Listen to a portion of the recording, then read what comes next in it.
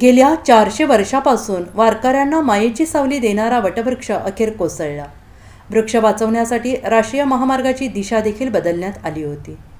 गेल्या 400 वर्षापासून वारकरी आणि वाटसरूंना मायेची सावली देणारा वटवृक्ष अखेर कोसळला आहे।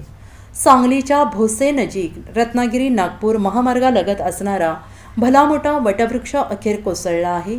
हा भला मोठा वटवृक्ष वाचवण्यासाठी रत्नागिरी नागपूर राष्ट्रीय महामार्गाची दिशा देखील बदलण्यात आली होती। मात्र पावसामुळे अखेर हा वटवृक्ष उन्मळून पडला आहे। रत्नागिरी नागपूर महामार्ग बनवताना हा वटवृक्ष काढून टाकण्यात येणार होता। मात्र सांगलीतील पर्यावरण प्रेमींनी वटवृक्ष वाचवण्याची मोहीम सुरू केली होती। या आंदोलनात अभिनेते सयाजी शिंदे यांनी देखील सहभाग घेतला होता। त्यानंतर तत्कालीन महाविकास आघाडीतील पर्यावरण मंत्री आदित्य ठाकरे यांनी या आंदोलनाची दखल घेत केंद्रीय मंत्री नितीन गडकरी यांच्याकडे झाड वाचवण्याची विनंती केली। त्यानंतर झाडाला वाचवण्यासाठी चक्क महामार्गाची दिशा बदलण्यात आली। तर एका झाडाला वाचवण्यासाठी राष्ट्रीय महामार्गात बदल करण्याची पहिली घटना असल्याचे पर्यावरण प्रेमी सांगत आहेत। Bureau report SBN Marathi Sangli.